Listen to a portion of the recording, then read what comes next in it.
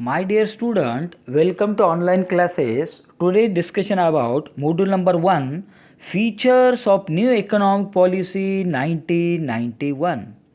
आज हम डिस्कस करेंगे features of new economic policy 1991. The year 1991 is one of the most significant one in the economic history of India. The economy underwent some major shifts in its policies and functioning. Since 1951, when India adopted the 5-year plans, the economy was functioning as a mixed economy, with the government controlling some of the most strategic industrial sectors. There were several controls of the government over the use of resources by the private sector. These were in the form of industrial licensing, import licensing, and controls, foreign exchange regulations, public monopoly in sectors, MRTP Act, control over the banking sector and capital market. तो my dear friend, आज हम discuss करेंगे features of new economic policy 1991. तो यदि 1991 का जो यदि हम इंडियन इकोनॉमी का इकोनॉमिक हिस्ट्री देखेंगे तो एक मोस्ट सिग्निफिकेंट हिस्ट्री है. इसमें हमें क्या दिखाई दिया है? Policies and functioning.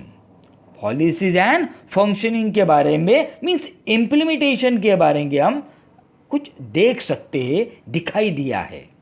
अभी सिंस 1951 का यदि कार्यकाल वो यदि हम देखेंगे तो उस time prime minister Nehru ji ने, पंडित जवाहरलाल नेहरू जी ने 5-year प्लान्स, 5 साल का प्लान, इसको हम क्या कहेंगे? 5-year प्लान्स वो स्टार्ट किया था. लेकिन आज के डेट में क्या है? नीति आयोग है. मोदी गवर्नमेंट में क्या है? उसको बोलते हैं हम नीति आयोग. लेकिन उस टाइम 1951 में क्या स्टार्ट हुआ था? 5-year plans. तो इस 5-year प्लान्स में मिक्स इकोनॉमी का फंक्शनिंग था. इकोनॉमी की सिचुएशन कैसी थी?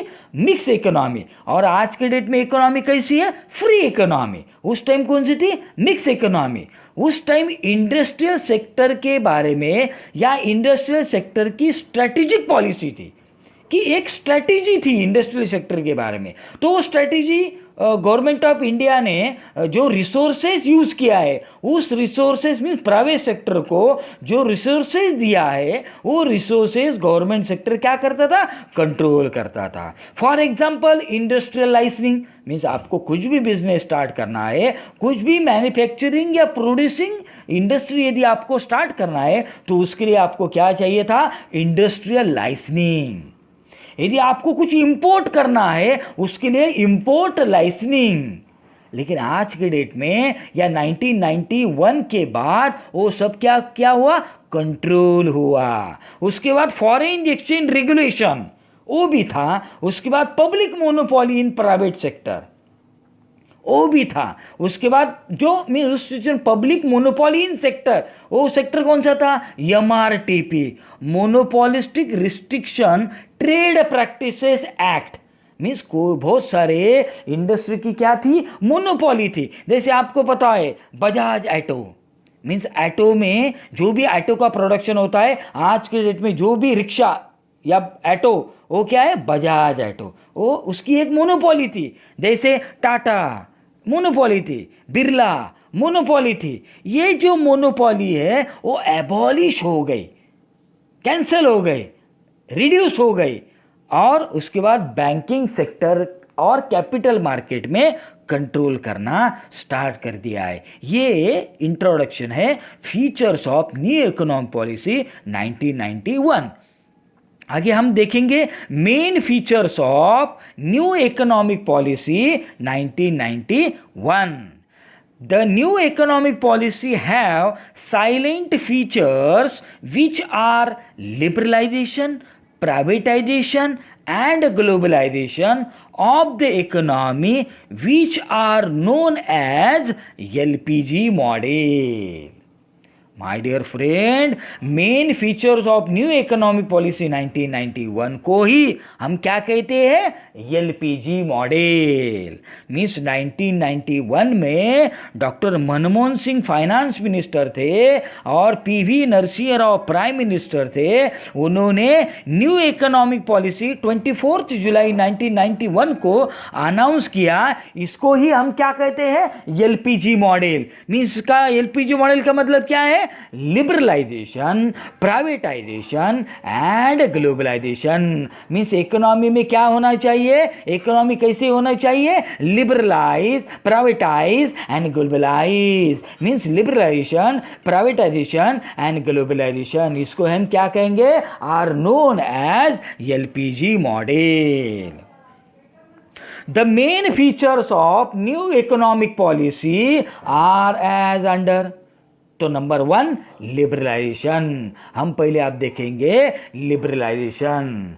The fundamental features of new economic policy is liberalise. The term liberalisation means freedom for economic decision.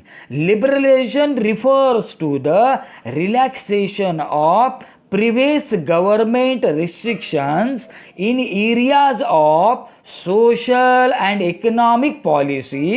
It means removal of tariff and other restrictions of the flow of goods and services between countries.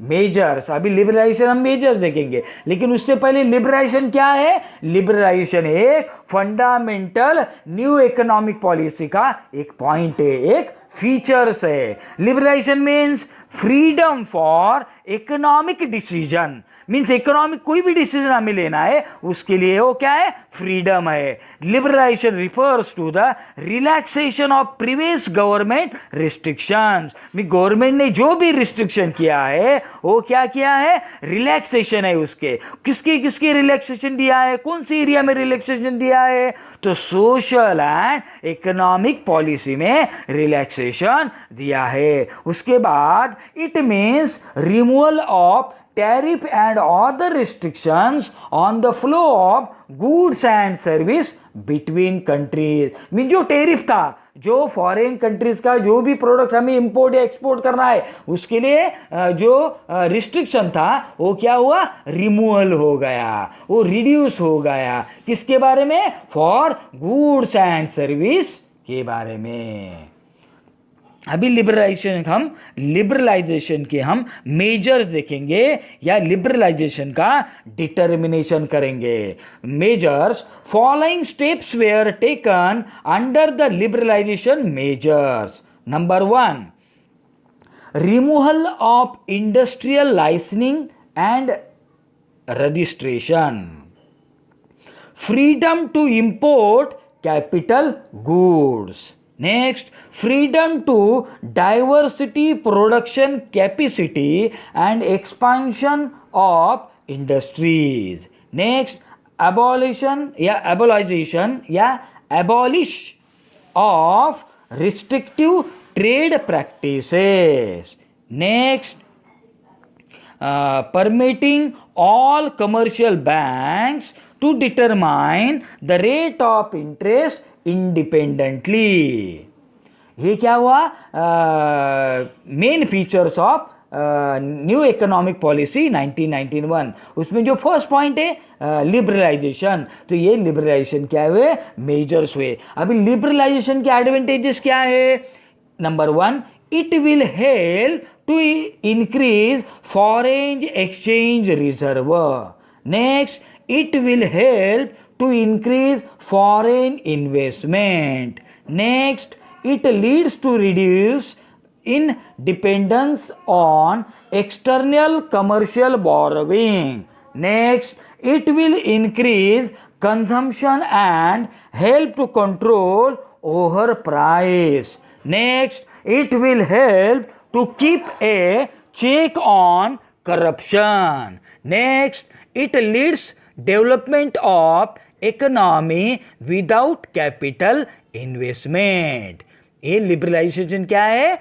Advantages है. अभी liberalisation के disadvantages क्या है? It will increase dependence on foreign Nations. it will increase unemployment. Next, it will result in loss of domestic units. Next, it leads to unbalanced development. A big thanks